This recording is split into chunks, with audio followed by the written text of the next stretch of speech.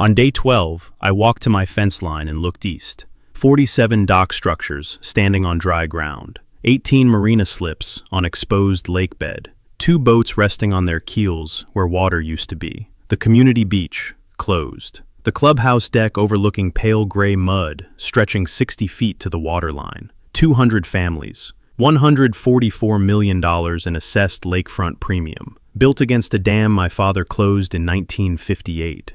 They never asked who controlled the gates. The HOA president was a former real estate attorney. He fought for months. Prescriptive easement, riparian rights, federal navigable waters. 4 legal arguments. He was confident, prepared, and wrong about every single one. The judge asked one question. "Do you hold any recorded instrument?" He said no. His resignation letter posted 9 days later. The new president called me at 8 the next morning. She said, "I read the license. 5 words. That's all it took. We recorded the agreement in 68 days. All right, before we get started, comment where you're watching from, smash that like button, and hit subscribe for more amazing stories." The staff gauge at the upstream face of Greer Dam had been reading the same number for 67 years. Not the same number every morning. The reservoir rose and fell with Greer Creek's seasonal pulse, climbing through the spring runoff and dropping through the late summer base flow before the autumn rains brought it back. But the same number at normal operating pool, 38 feet, the overflow elevation his father had set when he designed the Morning Glory Spillway in 1957, and the number that had governed every gate operation, every inspection, every maintenance decision, and every maintenance log entry since the state had issued Dam Operating License DOL-1958-003 in the spring of 1959. Walter had read the gauge this morning at 6:15 a.m. It said 38 feet. He had written it in the maintenance log at the kitchen table afterward, set the log beside the State Dam Safety Office's scheduling notice that had arrived 4 days ago, and had called Clara Venn at 8. She had said, "I'll review the license and the parcel records and call you tomorrow morning." He had said, "I'll be at the dam at 6:15. She had said, "I'll call at 8. He was waiting for 8. The Greer family had acquired the 1,400-acre parcel in 1947, Walter's grandfather's purchase, a cattle and timber property in the county's western range, whose central geographic feature was Greer Creek, a perennial stream fed by 4 springs in the ridge system to the north, running south and east through the property's center before widening at the natural basin, where the valley floor flattened and the creek's gradient eased for approximately 1,000 feet. His grandfather had recognized the basin's potential on the first survey, the valley floor's geometry, the bedrock outcrops at the valley walls that would form natural abutments, the creek's measured flow that the County Extension Service's hydrology records confirmed as sufficient for a substantial impoundment. He had not built the dam. He had ranched the property, logged its timber on a sustained yield rotation, and passed it to Walter's father in 1954, with the basin annotated on the survey plat and the hydrological notes filed in the purchase records. His father had built the dam in 1958. The decision had been 3 years in the planning, his father consulting the state's agricultural engineering office, reviewing the county's water use records, having a civil engineer draw the embankment geometry and the spillway design, and applying for the construction permit in 1956. The dam that resulted was a 52-foot compacted earthen embankment, the fill material excavated from the basin's eastern margin and compacted in 12-inch lifts using a rented sheepsfoot roller. The embankment keyed into the valley's granite bedrock at both abutments with a concrete cutoff wall extending 8 feet below the original stream bed. The crest ran 420 feet across the valley floor, longer than necessary for the valley's width, the additional length his father's conservatism against the possibility of seismic settlement. The concrete Morning Glory Spillway was set into the embankment's north abutment, the overflow elevation at 38 feet on the staff gauge, the inlet's trumpet bell, designed to pass the 100-year storm inflow at the overflow elevation without overtopping the embankment. The spillway's discharge channel ran north along the abutment face to the downstream channel 60 feet below the crest. The 2 sluice gates were set in the south abutment. Gate A, a 42-inch cast-iron sluice gate, the primary flow control gate, operated by hand wheel from the inspection walkway at the embankment crest. Gate B, a 30-inch cast-iron sluice gate set 14 inches lower in the abutment face, the emergency bypass for rapid drawdown beyond Gate A's discharge capacity. Both gates discharge through concrete-lined conduits to the downstream channel below the dam. Gate A, at quarter-open position, discharged approximately 1,800 gallons per minute at normal operating pool head, sufficient to draw the reservoir at approximately 7 inches per day across the 480-acre surface. Both gates, fully open, discharged approximately 5,600 gallons per minute, sufficient to draw the reservoir at approximately 22 inches per day. His father had completed the embankment in October 1958, closed both gates, and watched Greer Creek begin filling the basin. The reservoir had reached its first normal operating pool, 38 feet on the staff gauge, in April 1959, after the winter's snowpack runoff had filled the basin through its first season. The State Dam Safety Office had conducted the completion inspection in May 1959 and had issued Dam Operating License DOL-1958-003 the following week, the license number reflecting its position in the state's registry as the third dam operating license issued in the county since the licensing system's establishment in 1955. It was the oldest active dam operating license in the county. The two licenses issued before it had been decommissioned, one dam removed in 1978, one impoundment drained and abandoned in 1991. DOL-1958-003 had been current and active for 67 years. Walter had been 9 years old when the dam was completed. He had been at the basin with his father in October 1958 when the final gate was closed and the creek's impoundment had begun, standing at the downstream toe, watching the water level in the stilling basin stop dropping and hold as the gates engaged, his father's hand on his shoulder, both of them watching the creek upstream begin its slow rise against the new embankment. His father had said, "That's your water now, too. Keep it right, and it'll be here when you're old." Walter had been 9. He had not fully understood the engineering. He had understood the weight of the sentence. He had come to understand the engineering in the following 30 years. A civil engineering degree from the State University in 1974, 4 years of graduate study in hydraulics and hydrology, and 37 years as a hydraulic engineer and licensed dam safety officer with the state's Water Infrastructure Division, conducting Class A, B, and C dam inspections, writing the state's updated Class B inspection protocol in 2001, and testifying as an expert witness in 14 dam safety proceedings. He had retired in 2021 at 71, returned to the ranch full-time, and had maintained the dam with the same disciplined rigor he had applied to every professional inspection: the daily gauge readings, the quarterly gate function tests, the annual embankment inspection with the state's current protocol as the checklist, the maintenance log entries in the continuous hardbound series his father had started in 1959. Dam Operating License DOL-1958-003's operative provisions were specific and had not materially changed through 2 renewals. The licensed operator section stated that the license was issued to the record owner of the dam parcel as the sole licensed operator, that the sole licensed operator held exclusive authority and responsibility over all gate operations and water level management, and that no other person could direct or perform gate operations without the licensed operator's written authorization and the State Dam Safety Office's prior notification. The maintenance drawdown requirement specified that every 7 years, the licensed operator was required to draw the reservoir to a minimum inspection pool level, 33 feet on the staff gauge, 5 feet below normal operating pool, to allow the state inspector to examine the embankment's upstream face, the gate assembly's seals and conduit linings, and the downstream toe's seepage conditions. The 2009 renewal had added the 30-day advance written notification requirement for adjacent property owners, consistent with the state's updated dam safety regulations applicable to all Class A impoundments. The reservoir's hydrology was documented in Walter's maintenance log from 1984 forward, and in the State Hydrology Office's gauging records from 1948.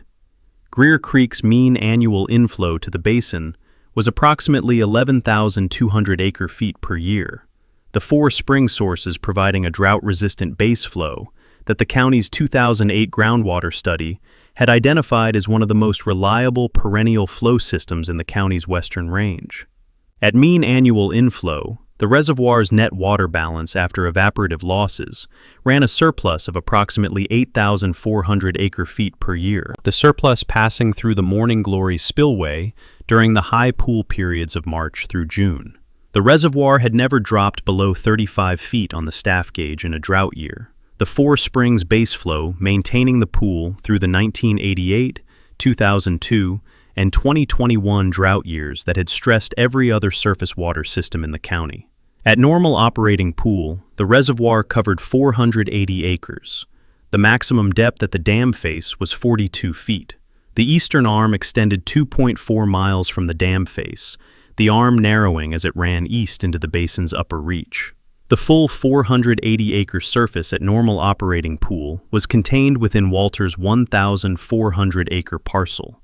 No portion of the water surface extending onto any adjacent property when the reservoir was at or below its overflow elevation.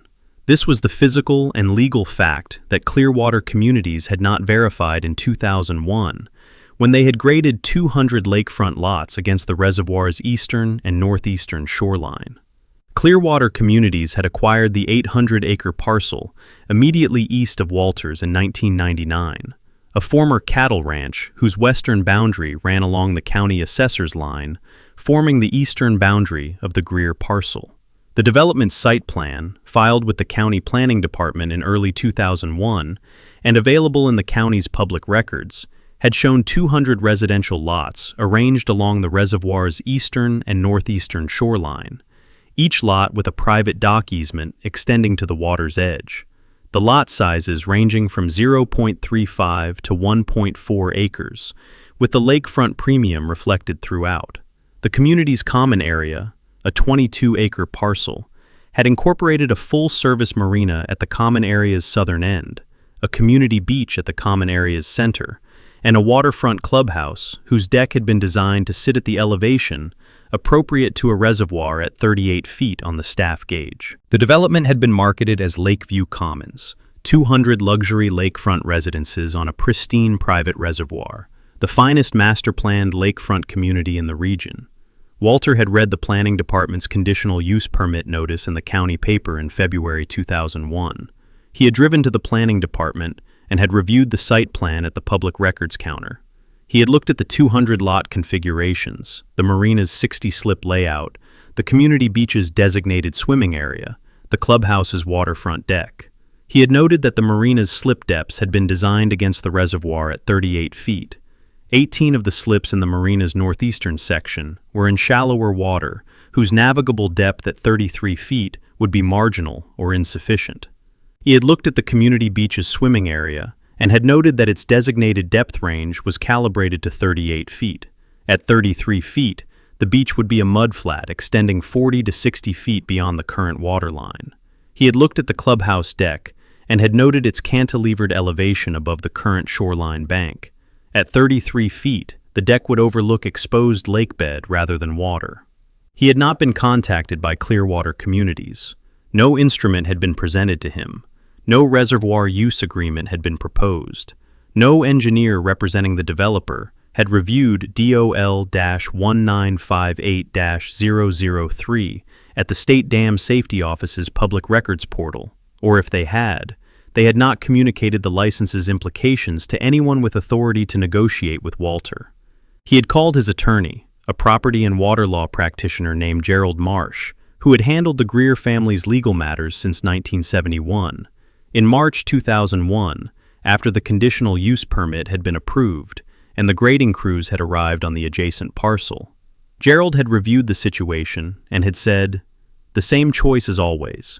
Act now and stop the development before the homes are built, or document and wait until the HOA is formed and negotiate with the entity that will hold the agreement in perpetuity." He had said, "The developer has 200 lots to sell. If you act now, you have leverage. If you wait until the homes are built and sold, you have a court action against a community of 200 households who bought in good faith." Walter had thought about it for 3 weeks. He had walked the dam each morning, read the gauge, looked east across the reservoir toward the grading activity visible on the adjacent parcel's western margin. He had thought about what his father had said in 1958, "Keep it right, and it'll be here when you're old." He had thought about what keeping it right meant, not just the embankment and the gates and the spillway, but the legal relationship between the dam and everyone who built against its water. He had called Gerald back and had said, "I'll document and wait. The development will be complete in 3 years. The HOA will be formed. I'll negotiate with the HOA." Gerald had said, "Document everything from today forward." Walter had said, "I always do." He had written the entry in the maintenance log that evening. March 2001. Clearwater Community's construction commenced on adjacent eastern parcel. Site plan: 200 lakefront lots, marina 60 slips, community beach, waterfront clubhouse. No reservoir use agreement presented or proposed. No contact from developer. Decision: document and defer negotiation until HOA formation. Reservoir: normal pool, 38 feet. Gate A, closed. Gate B, closed. DOL-1958-003, current. The development had been completed between 2002 and 2005. The 200 homes had sold at prices ranging from $590,000 to $940,000. The blended average, $720,000. The lakefront premium, the dominant value driver in every appraisal. The marina had opened in 2003. 60 slips, a fuel dock, a pump-out station, a harbormaster's office. The community beach had opened the same summer. The waterfront clubhouse had opened in 2004. The Lakeview Commons HOA had formed in 2003 and had received the 22-acre common area parcel from Clearwater Communities in 2005 when the last lot sold. A conveyance deed describing the marina, the beach, and the clubhouse as permanent community infrastructure, without a single reference to dam operating license, DOL-1958-003, or the maintenance drawdown requirement that would reduce the reservoir by 5 feet every 7 years. Walter had updated the maintenance log in 2005. HOA formed. Common area conveyed. No reservoir use agreement recorded. No contact from HOA. Decision: maintain current posture. Next maintenance drawdown, 2012 per license schedule. He had conducted the 2012 drawdown. Gate A opened. The reservoir drawn to 33 feet over 25 days. The inspection completed. The marina's 18 shallow slips dry for the inspection period. The community beach closed. The clubhouse deck overlooking the exposed lakebed for the 5-day minimum inspection period.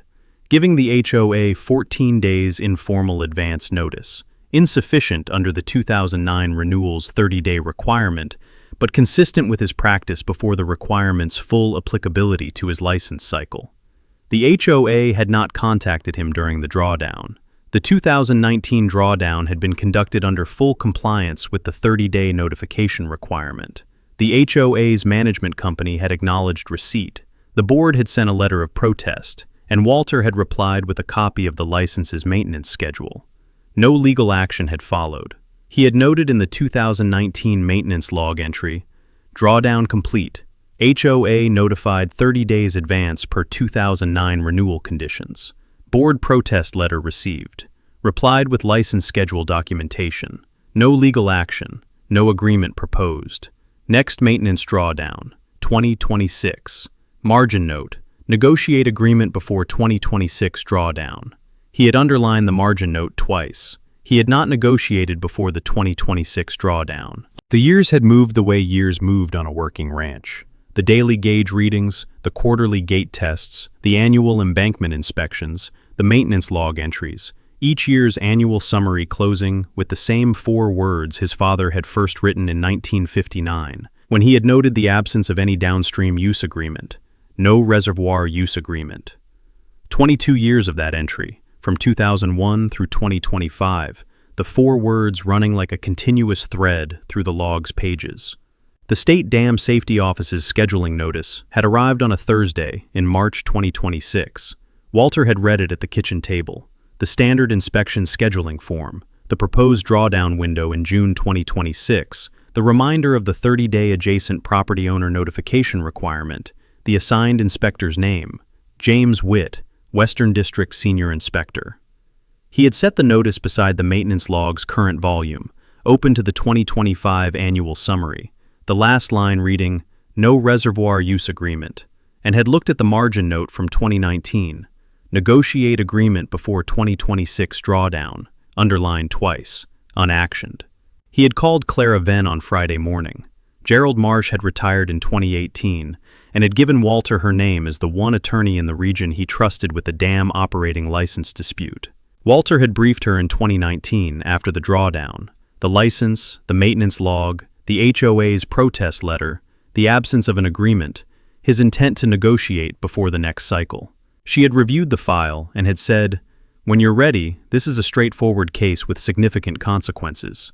He had said, "I'll be ready before 2026. She had said, "Call me when you are." He had called her on Friday. She had said, "Send me the license, the full maintenance log, the 2019 HOA correspondence, and the state scheduling notice. I'll review everything tonight and call you tomorrow morning." He had gone to the dam at 6:15 this morning, the March light coming up pale and cool, Greer Creek audible in the upstream basin at its early spring volume, the reservoir surface still and dark at 38 feet on the staff gauge. He had read the gauge, written it in the log, and had stood on the inspection walkway looking east across the 480-acre surface toward the Lakeview Commons development. The marina's dock structure visible at the common area's southern end, the community beach's shoreline, the 200 dock structures running along the eastern and northeastern arm, the rooflines of the nearest homes set back behind their sloped lakefront lots. 200 households, $720,000 average, 22 years of lake living built against water that existed because his father had compacted an earthen embankment in 1958, and because Walter had kept the gates closed ever since. He had gone back to the house and had made coffee, and had opened the maintenance log to the current page, and looked at the margin note from 2019. He had picked up his pen and had written beside it, in the current date's entry, "Scheduling notice received, Clara Venn retained, demand letter to follow, drawdown notification to follow if demand rejected, matter to be resolved before Gate A opens." The phone rang at 8 o'clock. He picked it up. Clara said, "I've read the license and the maintenance log and the parcel records. Walter, this is the oldest active dam license in the county. Are you ready to hear what it says and what it means for 200 households who've never read it?" He said, "I've been ready since 2001. She said, "Then here is where we start." The developer's marketing materials had called it the lake with the same possessive confidence Walter had seen in every lakefront development brochure he had read in 41 years of dam safety work. Clearwater Communities had distributed the Lakeview Commons marketing package at the Regional Home Expo in the spring of 2001, a full-color brochure whose cover photograph was an aerial image of the reservoir's eastern arm at normal operating pool, the water blue and still, the undeveloped shoreline where the 200 lots would be graded, showing the pale grass, and the oak canopy of the adjacent parcel before the grading crews had touched it. The tagline across the bottom of the cover read, "Lakeview Commons, 200 luxury lakefront residences, your lake, your life." The brochure's interior had listed the community's amenities in the confident language of a developer who had decided that the water's presence was geography, rather than an operational decision made by a neighbor with 2 gate wheels and a license that predated every residential development in the county. Full-service 60-slip marina with fuel dock and harbor master services. Private community beach with designated swimming area and seasonal lifeguard. Waterfront clubhouse with 4,200 square foot lakeside deck. Private dock easement with every lot. The most complete lakefront lifestyle in the region. Walter had kept the brochure. It was in the Water Systems file behind the tab labeled Clearwater Communities / Lakeview Commons HOA 2001 onward. Filed beside the County Planning Department's conditional use permit notice, the site plan he had reviewed at the public records counter in February 2001, and the maintenance log entry from March 2001, noting the construction's commencement and the absence of any reservoir use agreement. He had added to the file every year since. The HOA's annual meeting notices when they appeared in the county's public notice postings, the forum posts that reached him through adjacent neighbors who followed the development's social media presence, the newspaper features, the insurance dimension documents he had assembled, starting in 2014, when he had begun thinking seriously about what a drawdown would mean for 200 households whose financial exposure ran deeper than their property values. The construction had taken 4 years in its full build-out. The grading crews had worked the eastern and northeastern shoreline from the summer of 2001 through the autumn of 2002, terracing the 200 lots against the reservoir's contour, the excavated material forming the lot pads and the internal road subgrade. The marina had been constructed at the common area's southern end in 2002 and 2003, a concrete dock system with 60 slips arranged in 6-finger piers. The slip depths designed against the reservoir at 38 feet, the fuel dock and pump-out station at the marina's outer end, the harbor master's office at the shore connection, the 18 slips in the marina's northeastern section, the section closest to the reservoir's shallower northeastern arm, had been designed with a minimum operational depth of 5.5 feet at 38-foot pool. At 33 feet, 5 feet below normal pool, those 18 slips would have approximately 0.5 feet of water, effectively dry, the boats that use them resting on exposed lake bed or relocated before the drawdown reached the critical level. The community beach had been constructed at the common area's center, a graded sand beach extending 180 feet along the shoreline. The swimming area designated by buoy markers set at the depth range appropriate to 38-foot pool. At 33 feet, the buoy line would be sitting over exposed mudflat, the swimming area's inner boundary 50 feet from the new water line, the beach extending from its original shoreline edge, across what had been the swimming area's floor to the receded water line. The county health department's beach operation permit required a minimum water depth of 3.5 feet at the buoy line's inner boundary. At 33 feet, the depth at that location would be approximately 1.2 feet. The beach permit would be automatically suspended when the depth fell below the minimum. The waterfront clubhouse had been constructed on the common area's northeastern corner in 2003 and 2004, a 6,800 square foot structure with the 4,200 square foot lakeside deck cantilevered over the shoreline bank. The deck's elevation set to place its surface 4 feet above the waterline at 38-foot pool. At 33-foot pool, the deck would be 9 feet above the waterline, overlooking the exposed mudflat margin that would extend 60 to 80 feet from the original shoreline to the receded waterline at the 34 most severely affected lots in the northeastern arm. The 200 homes had sold between 2002 and 2005. The sales prices had ranged from $588,000 for the smallest interior position lot on the southern arm to $944,000 for the largest corner lot on the northeastern arm's far end. The blended average $720,000. The county assessor's office had established the development's assessed values at a rate that the assessor's notes described as reflecting premium lakefront access, private dock infrastructure, marina proximity, and community beach access as the primary value drivers. The aggregate assessed value of the 200 parcels attributable to lakefront premium was $144 million. Walter had calculated the figure from the assessor's public records in 2019, when he had first assembled the insurance dimension file, and had updated it in 2025 using the current assessed values, $168 million in lakefront premium, built against a reservoir level controlled by his gates and supported by no recorded legal instrument. The insurance dimension was what distinguished this story from a straightforward property dispute. Walter had begun thinking about it seriously in 2014, the year a neighboring county's dam licensing dispute had resulted in a published state appellate court opinion noting that homeowners' insurance policies and flood insurance policies written against properties adjacent to licensed private impoundments carried an undisclosed material risk when no reservoir use agreement existed in the deed records. He had obtained copies of 3 Lakeview Commons homeowners policies through a public records request related to an unconnected property matter. The policies were not confidential in the context of the request, and had read the water damage and flood coverage provisions. Each policy's flood coverage had been written under the National Flood Insurance Program, whose underwriting incorporated the property's flood zone designation. The flood zone designation for the Lakeview Commons parcels had been established in 2003 based on the reservoir at normal operating pool. The NFIP's mapping had treated the reservoir as a stable geographic feature whose level was fixed, not as a managed impoundment whose level could be reduced by 5 feet every 7 years under a mandatory license requirement. If the NFIP's mapping had incorporated the drawdown schedule, the flood zone designation and the corresponding insurance premium structure for the affected parcels would have been different.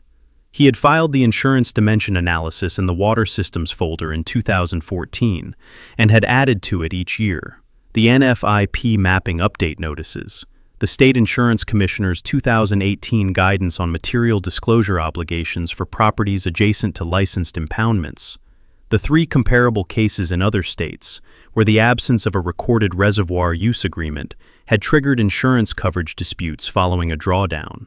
The file was 17 pages by 2026. He had given Clara the full file with the license and the maintenance log. The HOA's 22 years of forum posts and annual meeting minutes had treated the lake with the institutional certainty of an organization that had never questioned the water's legal basis.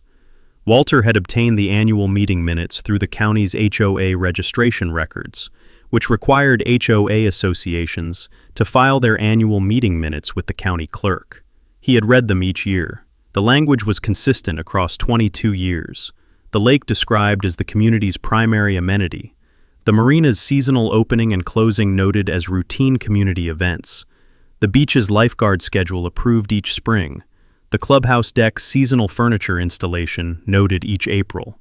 The minutes had never mentioned dam operating license, DOL-1958-003. The minutes had never mentioned Walter Greer. The minutes had never mentioned a reservoir use agreement. The lake had been treated as infrastructure the HOA owned, maintained, and had an unquestioned right to rely on. Robert Hale had been elected HOA president in 2020, the 4th president in the HOA's history, and the most consequential. He was a former real estate attorney who had practiced property and title law for 18 years before retiring to Lakeview Commons in 2015. He had purchased a lot on the northeastern arm, Unit 147, one of the larger corner lots, his dock one of the 34 that would lose navigable access at 33-foot pool. His legal background had made him an effective HOA president. He understood CC and RS. He understood easement law. He understood HOA governance, and he communicated with the confidence of a person who believed he understood property law well enough to protect his community against any legal challenge. He had appeared in a regional lifestyle magazine feature in 2021, Lakeview Commons, the region's premier lakefront master plan, in which he had described the community's amenities, its governance model, and its lake with the fluent certainty of a retired real estate attorney who had never seen a dam operating license. The magazine had photographed him on the clubhouse deck, the reservoir at 38 feet behind him, the marina visible to the south. He had said, "This community was built on this lake. The lake is our infrastructure, our amenity, our identity. 20 years of stewardship have made Lakeview Commons what it is, and that stewardship doesn't stop." He had appeared in a local news feature in 2023 about the HOA's shoreline restoration planting project, native plantings along the eastern shoreline, a board initiative Robert had led and funded through a special community assessment. He had been interviewed at the marina dock and had said, "The lake is a living system. We take responsibility for it. Every plant we put in that shoreline is an investment in what this lake means to this community." He had given a speech at the community's 20th anniversary celebration in October 2023. 200 families on the marina dock, string lights over the water, the reservoir at 38 feet behind him. Walter had not attended. He had read the speech summary in the county paper's community section the following week. Robert had said, 20 years ago, this lake was an empty basin, waiting to become what it is now. We built this community around this water. We built our lives here. This lake is ours, and it will be ours for the next 20 years, and the 20 after that. The paper had run the photograph of Robert at the marina dock, the reservoir full behind him, the 200 dock structures visible along the eastern arm. Walter had read the speech at the kitchen table, and had looked at the maintenance log open beside the paper.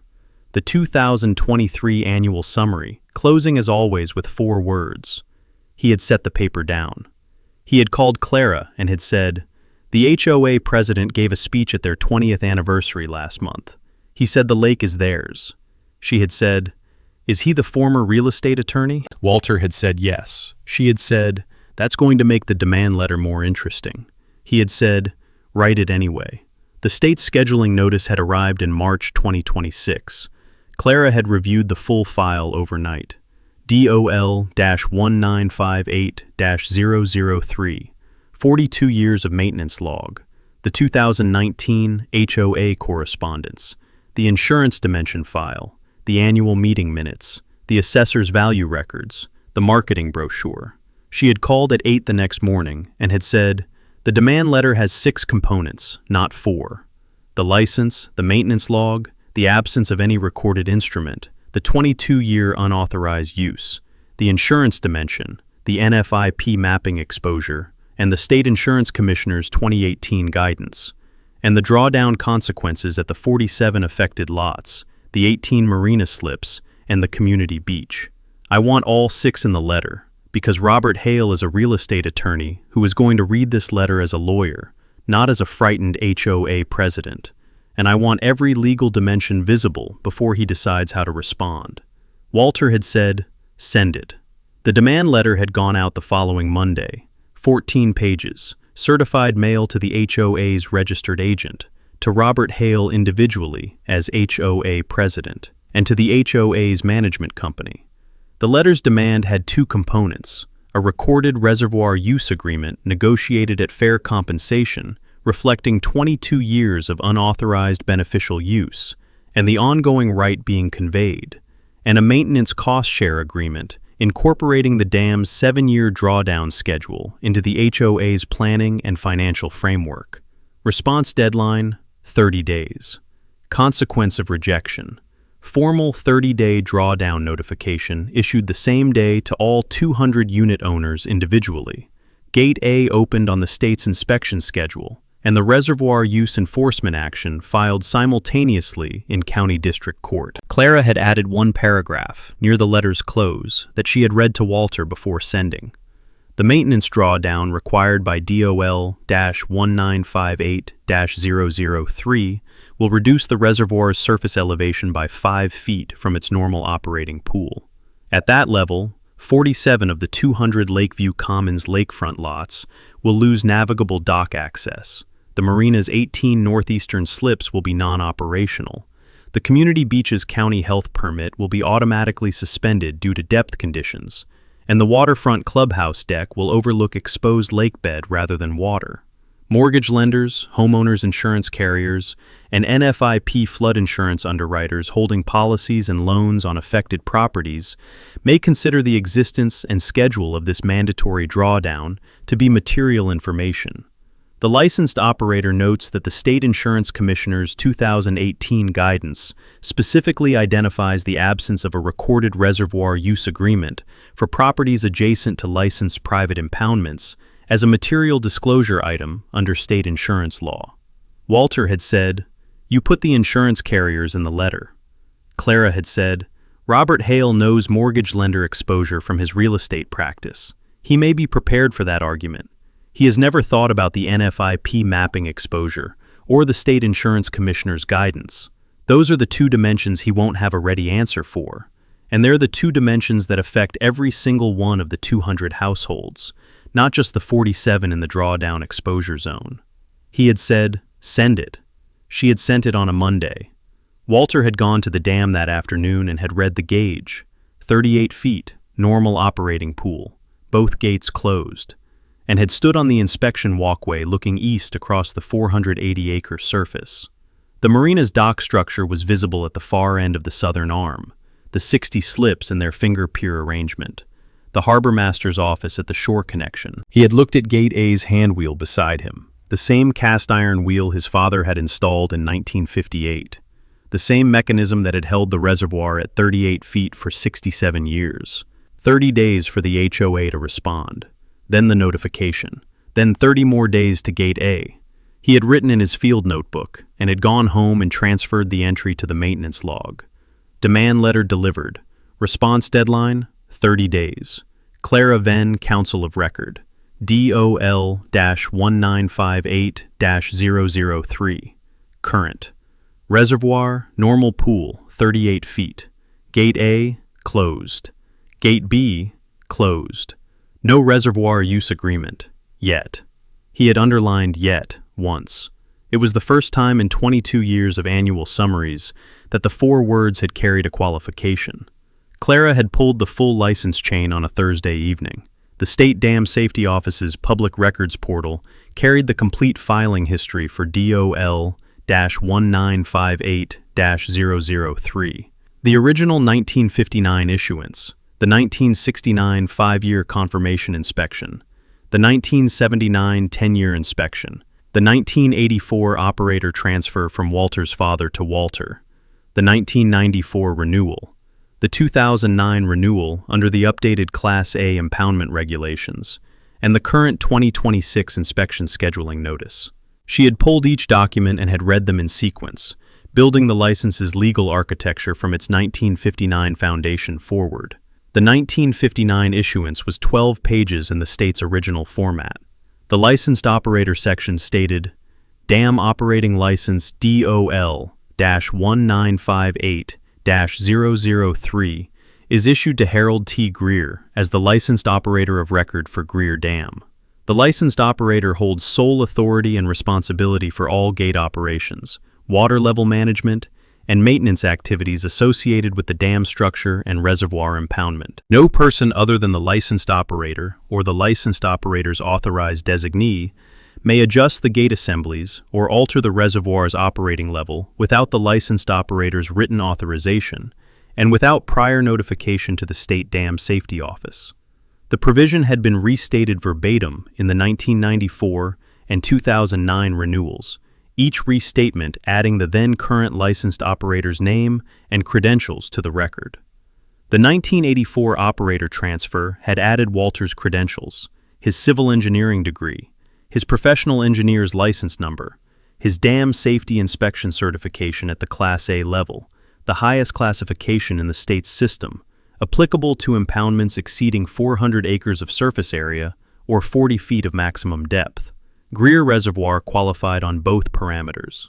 The transfer document had noted that the incoming licensed operator's professional qualifications exceeded the minimum requirements for a Class A license by a substantial margin, a notation the state's inspector had added outside the standard form language.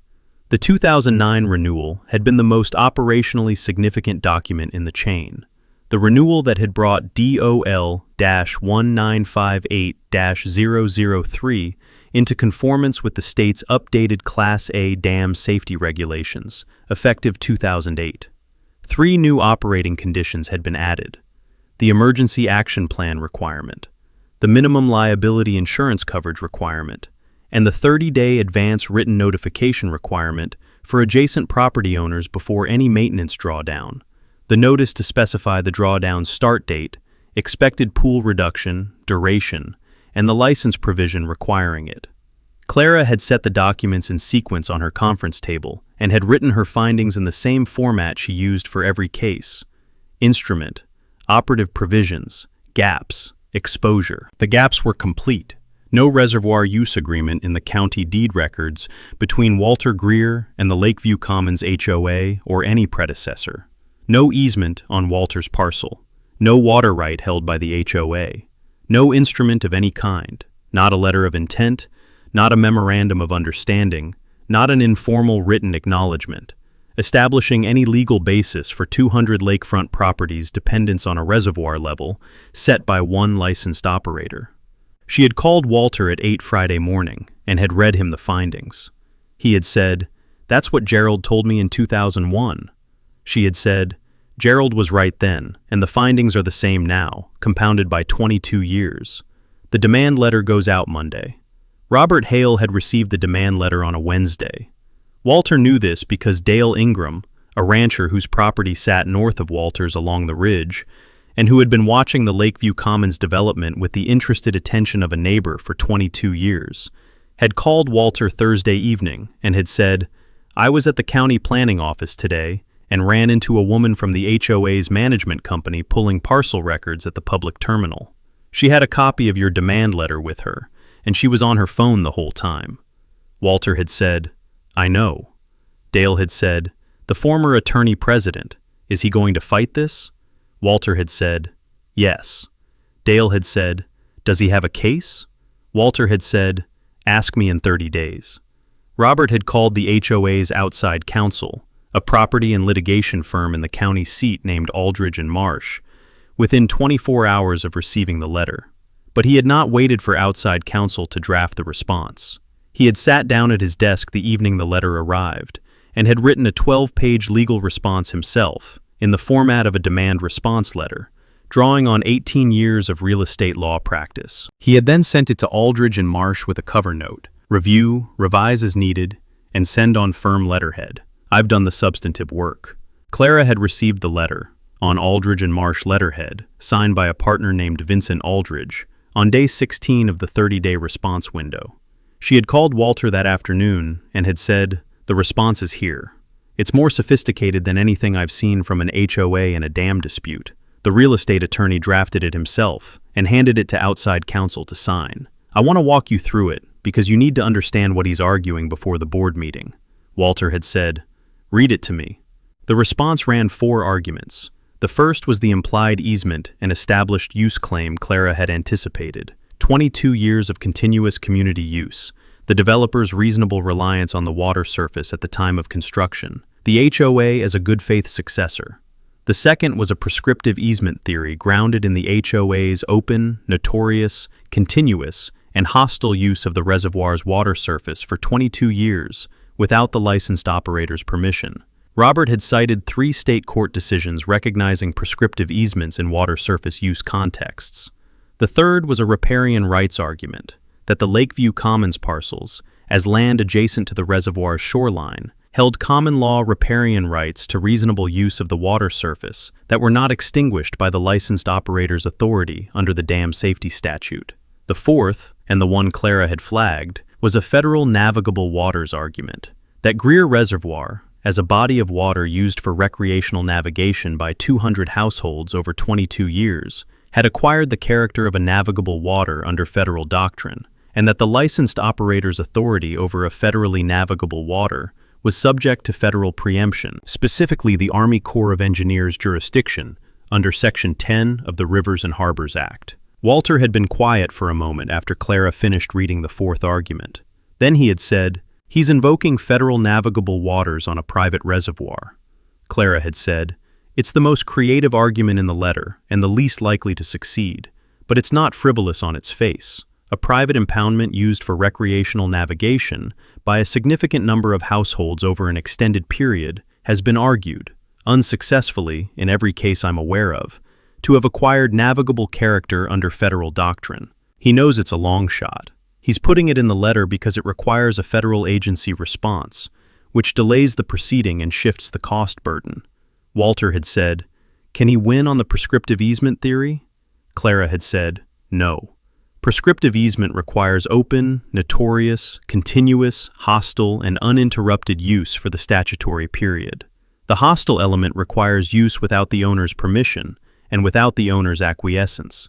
Your maintenance log documents continuous reservation of rights from 2001 through 2025. The 2012 and 2019 drawdowns, conducted on your schedule under your license without asking the HOA's permission, are acts inconsistent with acquiescence. A licensed operator who draws his reservoir down 5 feet on his own maintenance schedule, regardless of the HOA's preference, is not acquiescing in a prescriptive claim. The prescriptive theory fails on the hostile element." Clara had said, "The riparian rights argument fails because this state's dam safety statute expressly addresses the relationship between the licensed operator's authority and adjacent property owners' water surface claims. The statute's preemption provision covers common law riparian claims with respect to licensed Class A impoundments." Robert knows riparian doctrine from his real estate practice. He doesn't know the dam safety statute's preemption provision because it's not in the property law materials he studied. Walter had said, "What about the federal argument?" She had said, "We request the Army Corps' position." They'll respond within 30 days. The response will say that Greer Reservoir is a private, non-navigable impoundment. It's not connected to any navigable waterway. It has no commercial navigation use, and private recreational use by a residential community does not confer navigable character under federal doctrine. The Corps' response ends that argument, but it takes 30 days, and it adds a federal agency to the record, which strengthens our position considerably when the court sees that two agencies, the State Dam Safety Office and the Army Corps, have both confirmed the licensed operator's authority. Walter had said, he wrote this letter himself. Clara had said, yes. 18 years of real estate practice, and he drafted a 4-argument response to a dam operating license dispute. He's the most dangerous antagonist we've encountered in this series of cases because he's not reacting emotionally. He's thinking like a lawyer. The problem is that he's thinking like a real estate lawyer, not a dam safety lawyer. He knows implied easements, prescriptive easements, riparian rights, and federal navigable waters doctrine from his property law practice. He has never read the dam safety statute's preemption provision. He has never read a Class A license's sole operator authority language in the context of an enforcement proceeding. He is bringing the right tools to the wrong fight. Walter had said, file the action. The board meeting had been on a Tuesday evening. 5 board members, Robert presiding, Aldridge present by phone, 27 residents in attendance. The board had voted 5-0 to reject the demand. Robert's 4 legal arguments presented to the board as a comprehensive defense, Aldridge confirming on the phone that the legal position was defensible and the demand's claims were contestable. The unanimous vote had the character of a board, whose president had told them the lawyers had it covered. The community meeting had followed 4 days later, all 200 units notified, held in the clubhouse's main hall, standing room only. Robert had presented the dispute to the full community from the front of the room, with the controlled authority of a former attorney addressing a client group. The demand letter's claims, the board's legal response, the 4-argument defense, and his personal assessment that Walter Greer's action was a bad faith attempt to extract a financial settlement from a community that had built its homes and its lives in good faith against a lake that had been there for 67 years. He had said, "This lake is ours. We built this community on it. We have maintained it, stewarded it, and invested in it for 22 years. A neighboring landowner does not get to hold our lake hostage because he found a regulatory technicality in a 67-year-old license. We have legal counsel, we have a defensible position, and we will fight this." A resident named Patricia Cho, Unit 151, Northeastern Arm, one of the 47 lots in the drawdown exposure zone, had raised her hand and asked, "What happens if the drawdown proceeds while the litigation is pending?" Robert had said, "We are preparing an emergency injunction to halt any drawdown pending the court's resolution of the underlying dispute. The court will not allow 200 families to be harmed while a legal technicality is being litigated." Patricia Cho had sat down. She had called Clara's office the next morning. Walter had read the community meeting summary in the county paper. Lakeview Commons HOA. President vows to fight dam owner's legal threat. At the kitchen table on a Saturday morning. He had read Robert's quote, "This lake is ours." He had set the paper down and had called Clara. He had said, "The community meeting summary is in the paper. Robert told 200 households the lake is theirs and the board will fight." Clara had said, "I know. I read it this morning." He had said, "This one knows enough law to be dangerous. The prescriptive easement theory is the strongest argument I've seen from an HOA in any of these cases." He found the right doctrine and applied it to the wrong statute. Clara had said, "He knows real estate law. He doesn't know dam safety law. The prescriptive theory fails on the hostile element because of your maintenance log. The riparian argument fails on the preemption provision he's never read. The federal navigable waters argument fails on Greer Reservoir's physical and use characteristics. The implied easement argument fails because your log documents 22 years of reservation of rights. 4 arguments, 4 failures, all of them failing on the same underlying fact. DOL-1958-003 gives you sole authority over the gates, and your log documents every exercise of that authority since 1984. He built a sophisticated defense on a foundation the license doesn't support. Walter had said, "File the action." She had said, "Monday morning.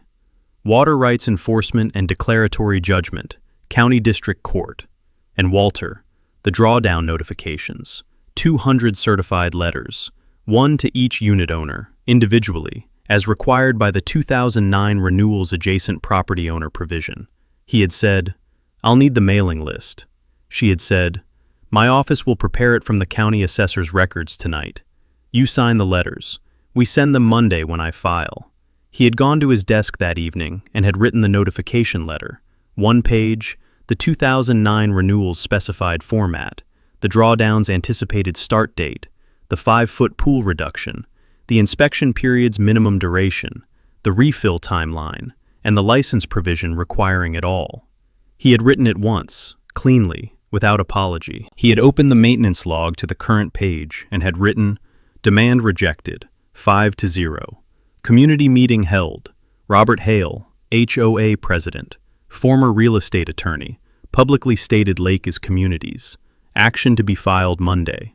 200 drawdown notifications to be issued Monday concurrent with filing. DOL-1958-003. Current. Reservoir, 38 feet. Gate A, closed. Gate B, closed." He had looked at the entry for a moment.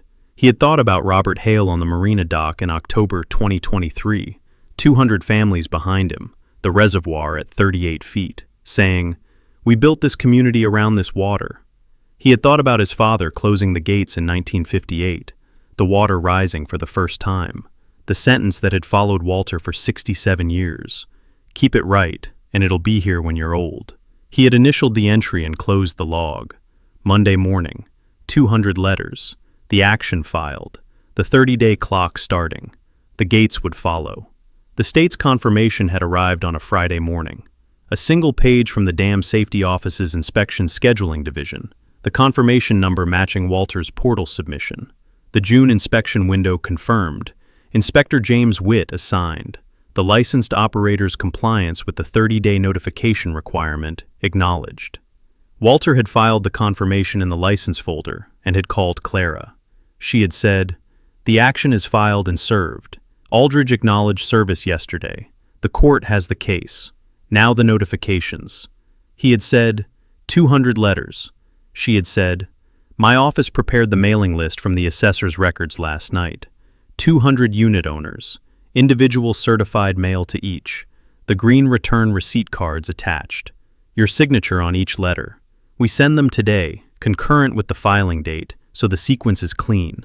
Action filed, notifications issued, 30-day clock running. Gate A opens on day 31 if no agreement is reached before then." He had driven to Clara's office at 10 a.m. and had signed 200 notification letters, the same one-page format for each. The drawdown start date, the 5-foot pool reduction, the 25-day drawdown timeline, the 5-day minimum inspection period, the 4 to 6 week refill estimate, and the license provision requiring it all. He had signed each letter with the same signature he had put on 42 years of maintenance log entries. It had taken 40 minutes. Clara's office staff had taken the stack of envelopes to the post office at noon. The fracture had begun before the post office closed. The Lakeview Commons Community Forum had been Walter's indirect window into the development's internal reactions since 2004, through the shared posts of adjacent neighbors and the county paper's community section coverage. The forum's first notification-related post had appeared at 4 p.m. on the day the letters were delivered to the development. A unit owner named Patricia Cho, Unit 151, Northeastern Arm, one of the 47 lots in the drawdown exposure zone, whose letter had arrived in the afternoon mail. Did anyone else receive a certified letter today from Walter Greer about a dam drawdown? It says the lake is going down 5 feet in 30 days for a mandatory inspection. My dock will be on dry ground. I'm calling my mortgage lender in the morning. The thread had generated 160 replies in 6 hours. Robert had posted at 8 p.m. The board is convening an emergency meeting tomorrow evening. We want every resident to know that the board is fully engaged on this matter, that our legal counsel is preparing the strongest possible response, and that the community's interests will be protected. Do not contact Mr. Greer directly. Do not contact his attorney. All communication should go through the board and our legal counsel. He had added, Do not contact your mortgage lenders until the board has had the opportunity to brief the community on the full legal picture. This situation is manageable. Patricia Cho had replied at 8:15 p.m. With respect, Robert, I'm not waiting for a board meeting to protect my family's $840,000 investment. I'm calling my lender in the morning. 41 other unit owners had liked the reply within the hour. 23 of the 47 exposure zone unit owners had called their mortgage lenders before the emergency board meeting convened the following evening. Clara had called Walter Thursday morning, 3 days after the letters went out. With the preliminary count, 7 lenders had sent written responses to the unit owners' inquiries, each response requesting documentation of the recorded reservoir use agreement, establishing the legal basis for the lakefront premium incorporated into the original appraisal and the loan underwriting. All 7 responses had used language consistent with the State Insurance Commissioner's 2018 guidance that Clara had included in the demand letter. The guidance Robert had not been prepared for because it was insurance law, not real estate law. 5 of the 7 lenders had placed the affected loans in technical review, pending assessment of the disclosed material risk. Clara had said, 5 loans in technical review in 72 hours. The 2018 guidance is doing exactly what I expected. The lenders who have compliance officers familiar with it are moving faster than the ones who have to research it. By the end of next week, I expect 12 to 15 loans in technical review. Walter had said, Robert told the community not to call their lenders. Clara had said, 23 of them called anyway. The exposure zone residents understand that their dock access and their property values are directly at risk. Robert's instruction to wait was the instruction of a board president protecting his legal strategy. The residents with $800,000 on the line are protecting their finances. Those are different priorities, and they diverged the moment the certified letters arrived. The emergency board meeting had been on a Wednesday evening. All 5 board members, Aldridge on the phone, 64 residents in attendance in the clubhouse's main hall. Robert had presented the board's legal position, the 4-argument defense, the emergency injunction being prepared, Aldridge's assessment that the injunction had a reasonable probability of halting the drawdown pending the court's resolution. He had been composed, authoritative, and precise, the former attorney presenting a legal strategy to a client group, the same register he had used at the community meeting. The fracture had been visible in the room. Patricia Cho had asked, from the 3rd row, 5 loans are in technical review. What does that mean for those homeowners right now? Robert had said, it means the lenders are reviewing the situation. It does not mean foreclosure. It does not mean default. It does not mean anything other than administrative review. Aldridge confirmed on the phone that technical review is a standard lender response to an undisclosed material risk question, and that it resolves when the underlying question is answered. Patricia had said, the underlying question is whether we have a recorded reservoir use agreement. We don't. Robert had said, the underlying question is whether Mr. Greer has the right to do what he's proposing, and that is what the court will decide. A unit owner named Thomas Webb, Unit 89, Southern Arm, not in the drawdown exposure zone, had said, if the injunction fails, the gates open in less than 30 days. What happens then? Robert had said, the injunction will not fail. The harm to 200 families is irreparable, and the court will recognize that. Thomas Webb had said, and if it does fail, Robert had said, it won't. After the meeting, 14 unit owners had approached Aldridge's associate, who had attended in person, and had asked privately whether the HOA's legal position included the possibility of a negotiated settlement. The associate had said, the board's current direction is to pursue the injunction and the full defense. Any settlement discussion would require the board's authorization. The 14 unit owners had taken the associate's business card and had not used it. They had used Clara's number, which was on Walter's demand letter, which they had each received by certified mail and kept. Clara had called Walter Friday morning and had said, 23 unit owners have now made direct contact with my office, not through the board, not through Aldridge, directly to me, asking whether a negotiated reservoir use agreement is still possible and what it would look like. I've told each of them the same thing. The agreement Walter proposed in the demand letter remains available. The board has the authority to negotiate it, and any individual unit owner who wants to communicate that preference to their board should do so through the HOA's formal channels. I'm not negotiating with individual unit owners. The agreement has to be with the HOA as the common area holder. But the fracture is real, and Robert knows it. Walter had said, "Has he called me yet?" Clara had said, "Not yet.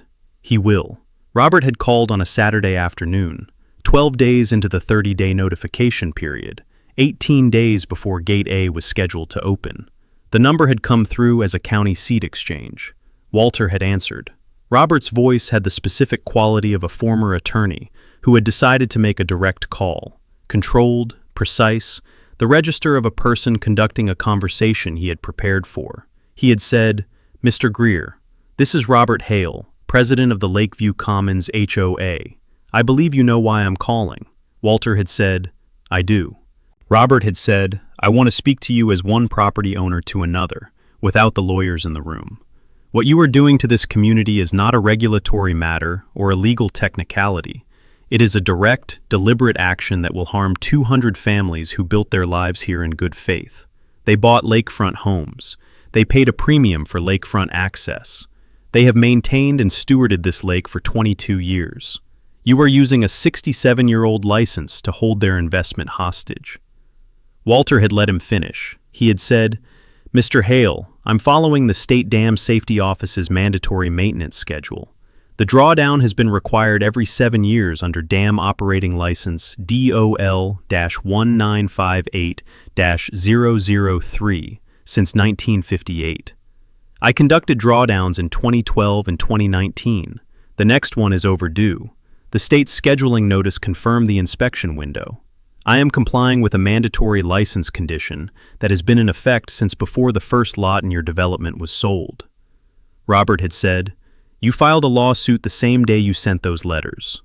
Walter had said, "I filed a reservoir use enforcement action because your board voted 5-0 to reject a demand letter asking for the instrument that should have been negotiated before the first lot was sold in 2002. The lawsuit and the drawdown are separate matters. The drawdown proceeds on the state's schedule regardless of the lawsuit's outcome." Robert had said, "I have 18 years of real estate law practice. I know prescriptive easement law. I know riparian doctrine. I know the implied easement case line in this state going back 40 years. Your position is not as strong as your attorney is telling you." Walter had said, "Mr. Hale, you know real estate law. You do not know the Dam Safety Statute's preemption provision, which controls the riparian argument. You do not know the hostile element requirement for prescriptive easements in the context of a licensed operator who conducted drawdowns on his own schedule in 2012 and 2019 without the HOA's permission. You do not know why the federal navigable waters argument fails for a private, non-navigable impoundment. Your attorney will explain these to you. It will take him some time because he practices property law, not dam safety law. While he is explaining them, the drawdown notification period will be running." Robert had been quiet for a moment.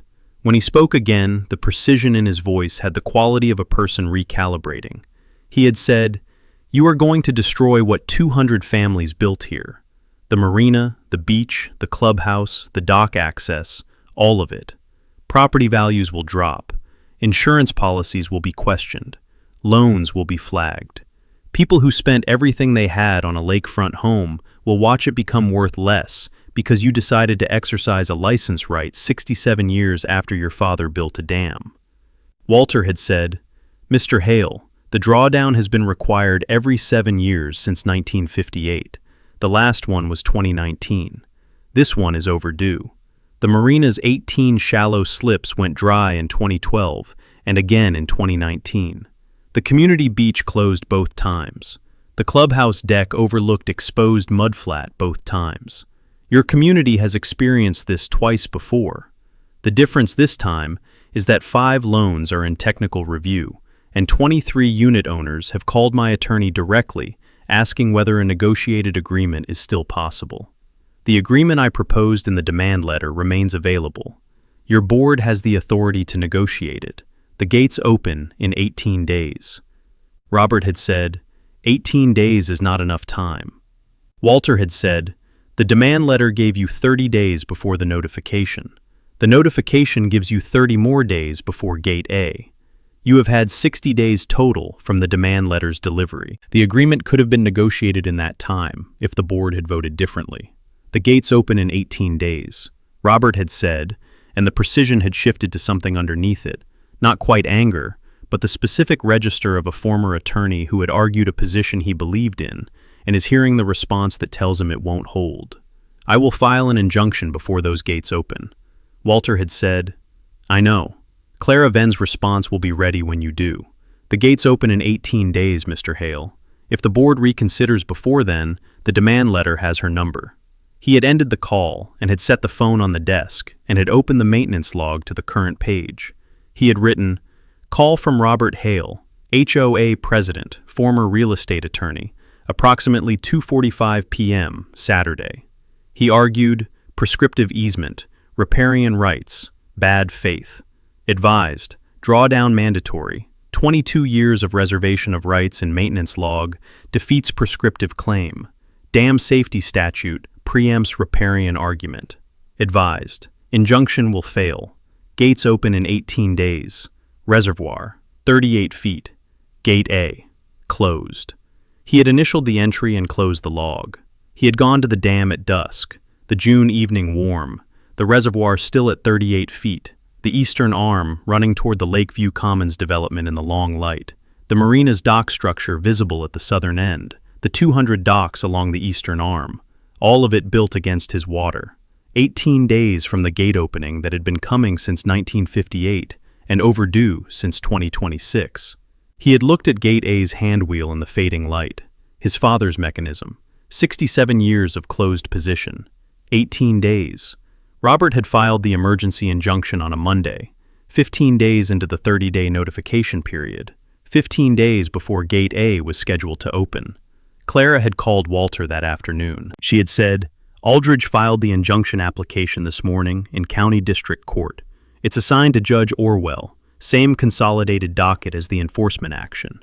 The application is 14 pages, which is 3 pages longer than any injunction application I've seen in a dam dispute. Robert drafted the substance himself. Aldridge cleaned the formatting. Orwell has requested responses from both parties, the State Dam Safety Office and the Army Corps of Engineers within 7 business days. Walter had said, the Army Corps. Clara had said, the federal navigable waters argument requires the Corps' position. Orwell is being thorough. She wants the relevant federal agency's view before ruling on a federal preemption claim. It's exactly the right judicial response, and it will produce exactly the result Robert didn't anticipate when he added the 4th argument to the letter. The injunction application's federal argument had been the most carefully constructed section of the document. Robert's 18 years of property law practice visible in the case citations, the doctrinal framework, the statutory analysis. He had cited the Supreme Court's navigability test under the Rivers and Harbors Act, had argued that Greer Reservoir's 22 years of recreational use by 200 households met the functional navigability standard for non-tidal waters, and had argued that DOL 1958-003's sole operator authority provision was preempted by the Army Corps' jurisdiction over navigable waters under federal law, meaning that the licensed operator's gate authority was subject to federal oversight that superseded the state license's operational conditions. Clara had said, when she walked Walter through the argument, it's wrong on 3 independent grounds. First, the navigability test for Rivers and Harbors Act jurisdiction requires that the water be navigable in fact, capable of supporting interstate or foreign commerce, connected to a navigable waterway system. Greer Reservoir is a private landlocked impoundment with no connection to any navigable waterway. 22 years of recreational use by a residential community does not make it navigable in the federal sense. Second, even if navigability were established, federal preemption of state dam safety licensing requires an actual conflict between federal and state law. There is no federal regulation that addresses the maintenance drawdown schedule for a private Class A impoundment, so there is nothing to preempt. Third, the Army Corps' Section 10 jurisdiction over navigable waters does not displace state dam safety licensing authority for private impoundments. The two regulatory systems have coexisted for 60 years without conflict because they govern different things. Walter had said, "The Corps will say all of that." Clara had said, "The Corps will say it in fewer words and with more authority." The Army Corps of Engineers Western District Office had filed its response on day 5, 3 pages, signed by the district's regulatory branch chief. The response was direct. Greer Reservoir is a private impoundment created by Greer Dam on Greer Creek, a non-navigable tributary. The reservoir has no connection to any navigable waterway subject to the Corps' Section 10 jurisdiction under the Rivers and Harbors Act.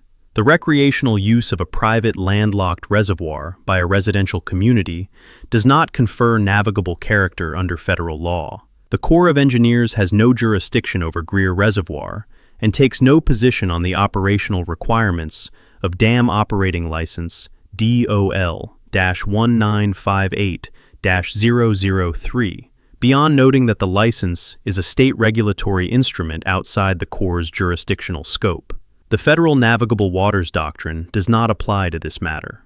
The State Dam Safety Office had filed on day 6, 4 pages, the same district director and legal counsel who had filed in the Harlan Dodd and Emmett Voss proceedings. The agency's institutional position stated, with the same flat authority. The maintenance drawdown described in the licensed operator's notification is a mandatory operating condition of Dam Operating License DOL-1958-003, required every 7 years under the license's Class A impoundment maintenance schedule. The licensed operator's obligation to perform this drawdown is non-delegable and non-deferrable without the office's written concurrence. The office has not concurred in any deferral. Under the state's Dam Safety Statute, Section 47-214, no court order may compel or prevent a licensed dam operator's compliance with a mandatory license maintenance requirement without the office's written concurrence. The office respectfully submits that the court lacks the authority to grant the requested injunction. The office's second page had addressed the preemption argument. The petitioner argues that Federal Navigable Waters Doctrine preempts the licensed operator's authority under DOL-1958-003.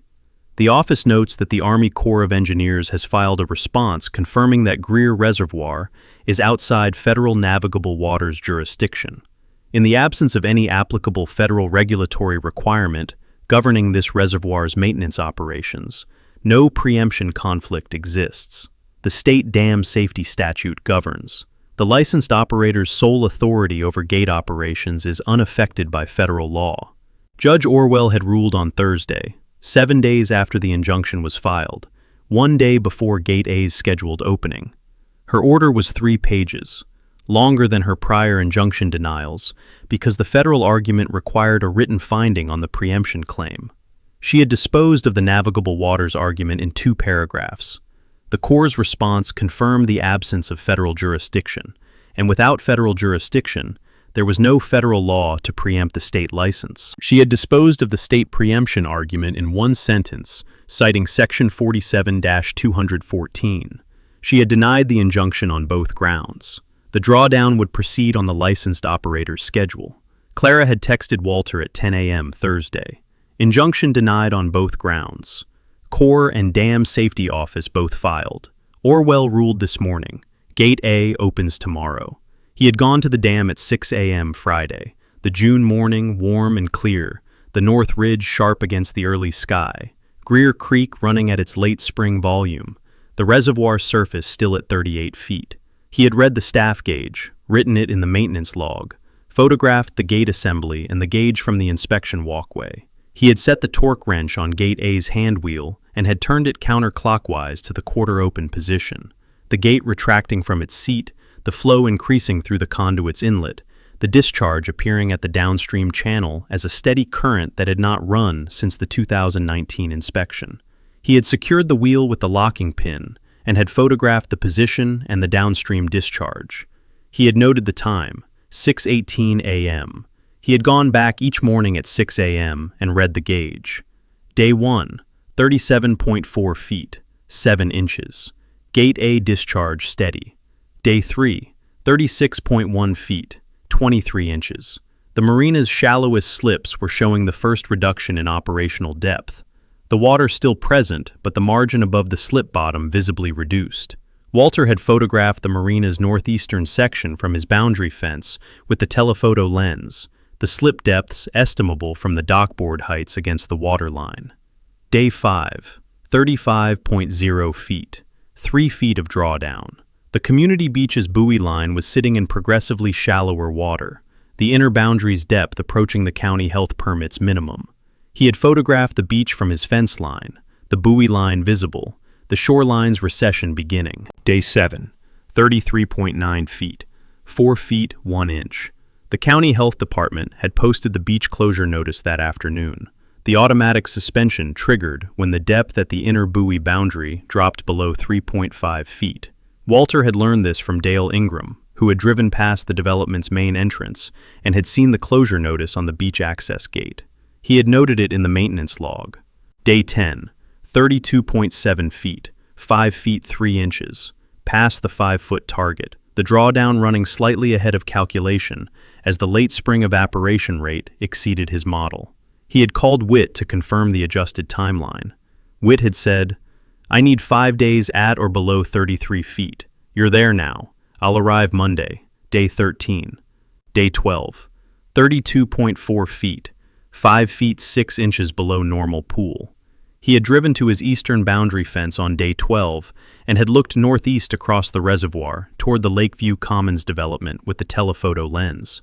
The mudflat margins on the 47 northeastern lots were fully exposed, the pale gray-brown lake bed extending from the original shoreline 40 to 90 feet to the current waterline, the dock structures standing on their full piling heights above the receded water, 3 of the dock's finger piers resting on dry mudflat entirely. The marina's 18 northeastern slips were dry, the slip bottoms exposed, the dock boards sitting on the lake bed, 2 boats that had not been relocated resting on their keels in the dry slip beds. The community beach was a mud flat, the original shoreline edge, the former swimming area's floor, and the current waterline forming 3 distinct zones of exposed lake bed visible from his fence. He had photographed each condition in sequence, the images dated and geotagged, and had filed them in the water systems folder. Clara had called that afternoon with the updated lender count. 19 loan files were in technical review, the count having grown from 5 on day 3 to 12 by day 7 and 19 by day 12. The progression tracking the combination of individual unit owner-lender calls and the lender's own discovery of the enforcement action in the court's public case index.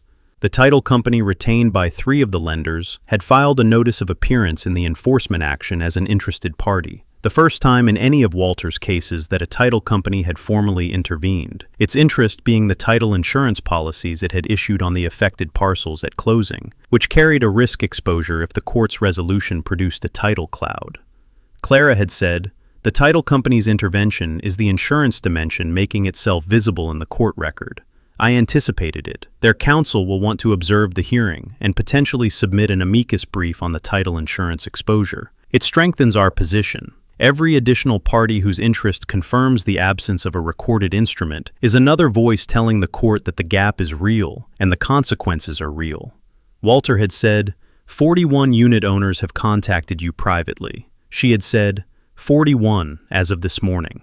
The fracture is now across both the exposure zone and the non-exposure zone lots. Residents who are not in the 47 lot group are calling because the beach closure and the marina dry slips are visible from everywhere in the development. This is not an abstract legal dispute anymore. It is a visible, daily, physical condition that every resident sees when they look at the lake. The mud flat is the argument. Walter had said, "Robert." Clara had said, "He has not called since the injunction was denied. His board is still publicly unified. The forum posts are still the institutional voice. The legal defense still the official position. But 41 households are talking to me, and the board knows it. The 5-0 vote is holding in the boardroom. It is not holding in the community." He had gone back to the dam at dusk on day 12 and had stood on the inspection walkway with the reservoir at 32.4 feet below him, 5.5 feet lower than the 38-foot normal pool that 200 households had built their lives against. The eastern arm running toward the development in the evening light, the marina's dry slips visible at the southern end of the development's shoreline, the beach closed, the mud flat pale in the fading light. He had read the staff gauge one more time. He had written it in the field notebook. He had looked at Gate A's hand wheel in the locking pin's secured position. Open a quarter turn, the discharge running steady in the downstream channel 60 feet below. Witt was arriving Monday. The state had looked at the license. The Corps had looked at the reservoir. The injunction had been denied on both grounds. The mudflat was visible from every window on the northeastern arm. The hearing was set for a Thursday in late August. Witt had completed the inspection on day 18, 5 days at the 32-foot level. The upstream embankment face examined from a rowboat along the full 420-foot crest length. The gate seals inspected through the conduit access ports. The spillway inlet cleared of the sediment accumulation that 7 years of normal pool operation had deposited at the Morning Glory Bell's lip. The downstream toe's seepage measurement taken at 6 monitoring points and found within the acceptable range. He had given Walter his preliminary findings on the inspection's final day on the walkway. Embankment condition excellent for a 68-year structure. No piping indicators. No anomalous seepage. Gate seals serviceable, but showing wear consistent with replacement in the next cycle. Spillway inlet clear. The formal report would follow in 30 days. Walter had noted the findings in the maintenance log and had thanked Witt, who had driven back down the ranch road without comment. Walter had closed Gate A the morning after Witt left. He had gone to the dam at 6 a.m., removed the locking pin, and had turned the handwheel clockwise. 24 full rotations from quarter open to fully closed, the gate advancing rotation by rotation until it seated against the conduit inlet, the downstream discharge reducing and stopping, the channel below the dam going quiet. He had photographed the closed position, noted the time, and written the maintenance log entry. Gate A closed. Inspection complete. Reservoir level at closure, 32.1 feet. Refill commences on natural inflow from Greer Creek. Estimated refill to normal operating pool, 4 to 6 weeks at current inflow. The hearing had been 6 weeks after the gate closure. The reservoir had been climbing back toward 38 feet on Greer Creek's summer base flow. Slowly, the inflow below its spring peak, the gauge adding 2 to 3 inches per day. By the hearing date, the reservoir had recovered to 35.8 feet, 2 feet 2 inches below normal pool. The marina's shallower slips back in navigable water. The community beach reopened under the county health permit when the depth at the inner buoy boundary had recovered past the 3.5-foot minimum. The mudflat margins on the 47 northeastern lots submerging as the waterline rose back toward the dock structures. The courtroom was the same small county district room. Sandra, Robert in this case, was in the gallery with all 4 remaining board members, Aldridge at the respondents' table, with a water rights consultant and a property law associate. Clara sat at the petitioner's table with Walter to her left, the maintenance log on the table, the license binder beside it. The title company's counsel sat in the gallery's front row as an observing, interested party. Clara had presented in 45 minutes. She had opened with the license, DOL-1958-003 on the projector, the 1959 issuance, the 1984 operator transfer, the 2009 renewal, the sole operator authority provision read aloud in full. She had said, "This provision has been in this license since 1959. It is 67 years old. It has been renewed twice. It is a public record available on the State Dam Safety Office's portal to any person who conducted due diligence on a parcel adjacent to this dam before purchasing, developing, or financing property against this reservoir." She had moved to the maintenance log, the 2001 entry on the projector, the construction commencement notation, the decision to document and defer, the closing line, no reservoir use agreement. Then, the 2025 annual summary, the same closing line, 22 years later. She had said, 42 years of continuous documented reservation of rights. Every annual summary entry from 2001 through 2025 ends with those 4 words. The HOA's prescriptive easement theory requires hostile use without the owner's acquiescence.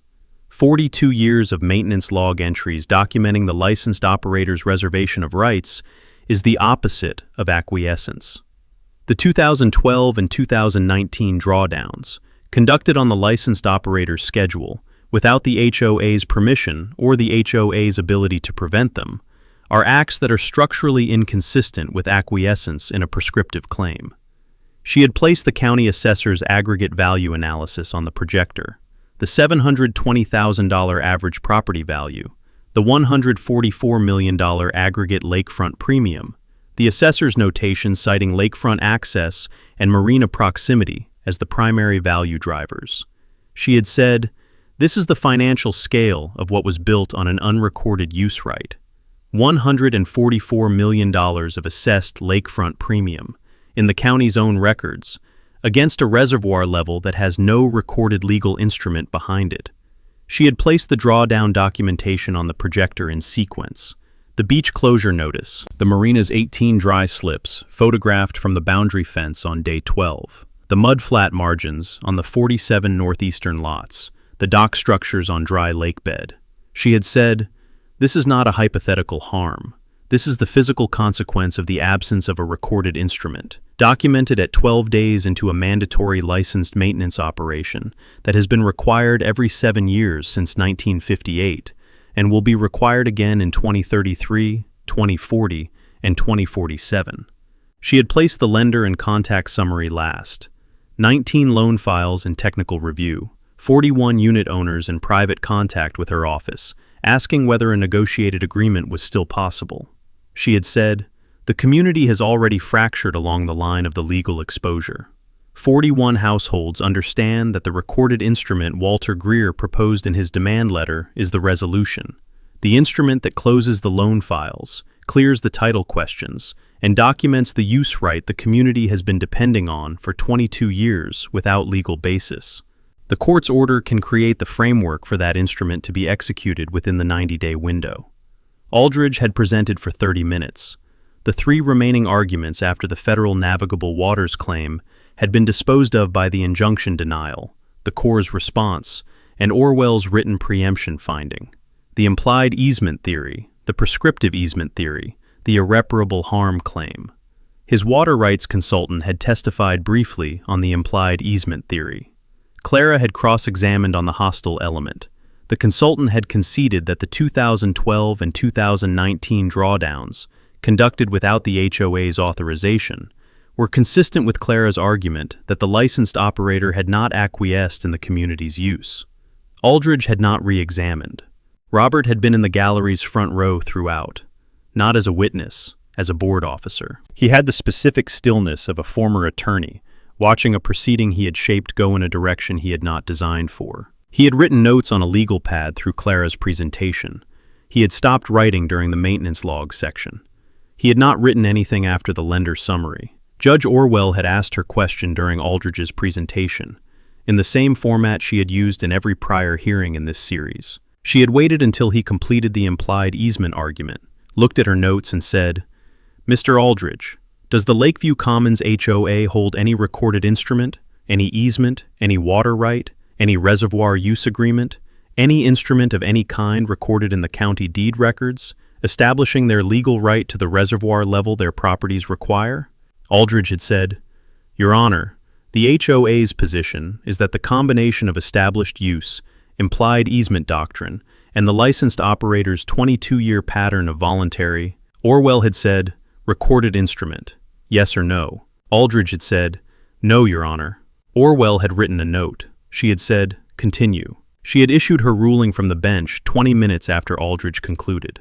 The license, DOL-1958-003, was a valid state-issued Class A dam operating license, the oldest active dam license in the county, the licensed operator's sole authority over gate operations, confirmed by the State Dam Safety Office, the Army Corps of Engineers, and this court's injunction denial. The reservoir's operating level was a managed condition, subject to the licensed operator's authority under the license and the State Dam Safety Statute. The implied easement failed.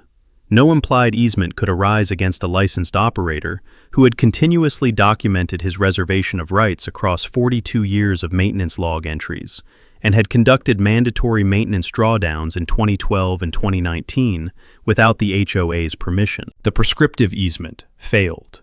The hostile element was not established. The licensed operator's maintenance log and drawdown history were inconsistent with acquiescence. The dam safety statute's preemption provision foreclosed prescriptive water surface claims against licensed Class A operators. The riparian rights argument failed on the preemption provision, as the court had found in the injunction proceeding. The federal navigable waters argument disposed of by the injunction ruling, and the Army Corps' filed response. The order. The HOA was directed to negotiate a recorded reservoir use agreement with Walter Greer within 90 days of the order's date. The agreement to be recorded in the county deed records as a permanent easement appurtenant to the HOA's common area parcel, addressing the reservoir's normal operating pool level, the mandatory maintenance drawdown schedule, and its operational effects on the affected parcels, and fair compensation for 22 years of unauthorized beneficial use, calculated at the regional recreational impoundment rate. If no recorded agreement was executed and filed within 90 days, the court would issue a declaratory finding that all 200 Lakeview Commons lakefront parcels lacked a documented legal right to the reservoir level, incorporated into their appraised values, and that finding would be recorded in the county deed records at each of the 200 affected parcels as a title notice, a cloud visible to every future buyer, lender, title company, and insurer until a recorded reservoir use agreement was executed. She had said, "The court is aware of the financial scale of what has been built against this reservoir without a recorded instrument. $144 million of assessed lakefront premium, 19 loan files in technical review, 41 households already seeking a negotiated resolution. The 90-day window reflects the court's recognition that an agreement of this complexity and financial significance requires careful negotiation. The court expects both parties to approach that negotiation in good faith, with the understanding that the recorded instrument, once executed, protects the licensed operator's rights and the community's interests permanently." She had gathered her notes and left the bench. Walter had set his hand on the maintenance log on the table in front of him. 42 years of entries, 42 annual summaries ending with 4 words. The court order had just made those 4 words the operative fact of a 90-day negotiation. Clara had said quietly, "The title notice threat at 200 parcels. That's what moves this. Robert knows what a title cloud does to a resale." Walter had said, "He was a real estate attorney for 18 years. He knows exactly what it does."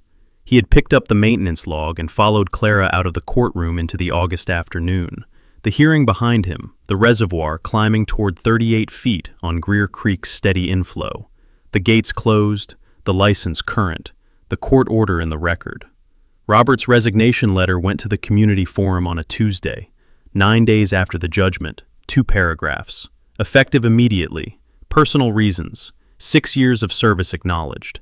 The second paragraph said, "I believe the community's path forward requires leadership that can approach the reservoir use negotiation without the adversarial history of the past several months. I am stepping aside so that negotiation can proceed without the weight of my prior positions." It was the most honest resignation letter Walter had read in any of these proceedings.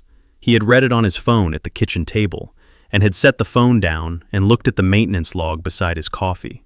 The new interim board president was Patricia Cho, Unit 151, Northeastern Arm, one of the 47 exposure zone lots, the resident who had posted the first forum reply the evening the certified letters arrived, and had called Clara's office the next morning. She had been one of the 41 private contacts.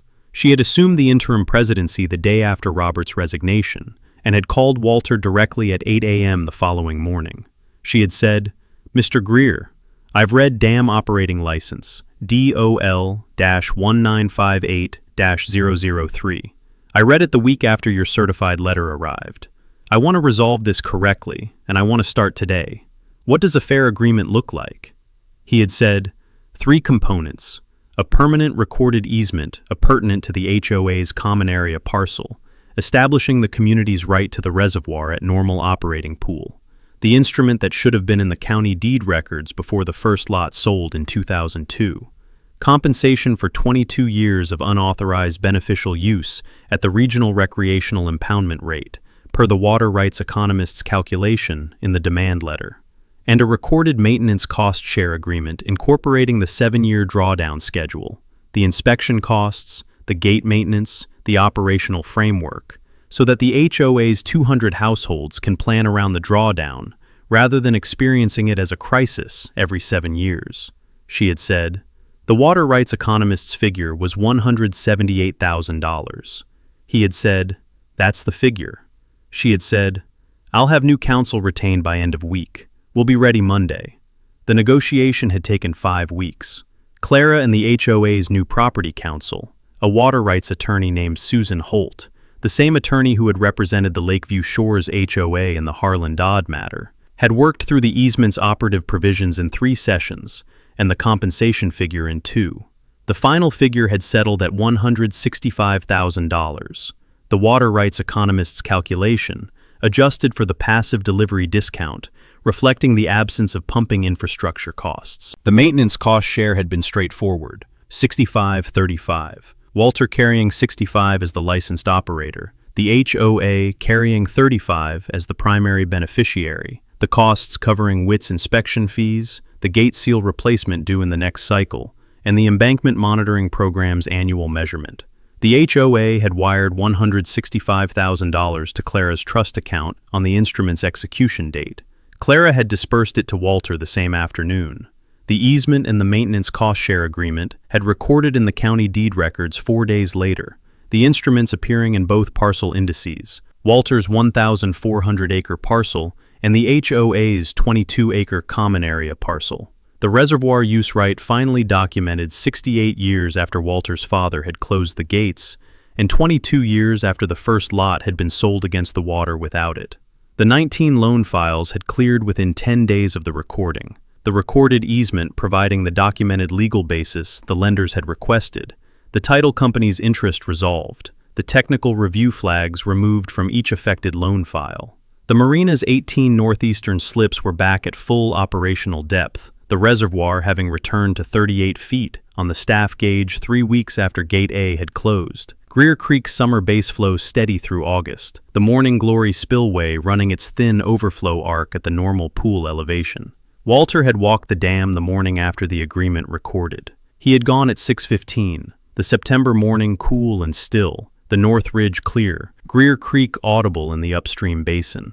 He had read the staff gauge, 38.0 feet, normal operating pool. He had looked at Gate A's hand wheel in the closed position, Gate B beside it, both gates seated. The spillway was running its overflow at the Morning Glory inlet. The surplus from Greer Creek's inflow, passing north through the discharge channel, the way it had passed since his father set the overflow elevation in 1957.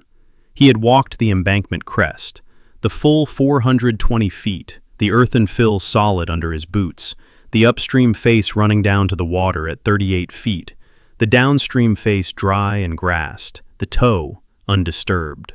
He had looked east from the crest's midpoint, 480 acres of water in the morning light, the eastern arm running toward the Lakeview Commons development, the 200 dock structures at their waterline positions, the marina's 60 slips visible at the southern end, the community beach's buoy line set in its proper depth range, the clubhouse deck 4 feet above the waterline, where it had been designed to sit.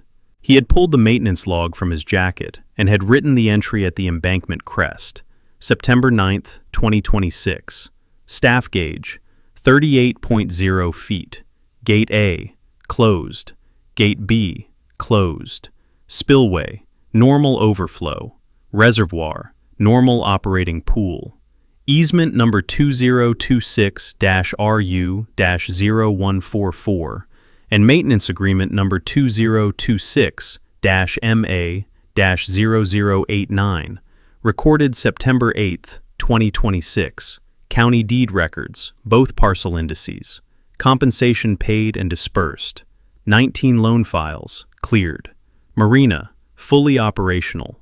DOL-1958-003, current. He had looked at the entry. He had written the final line. Agreement recorded. Gates nominal.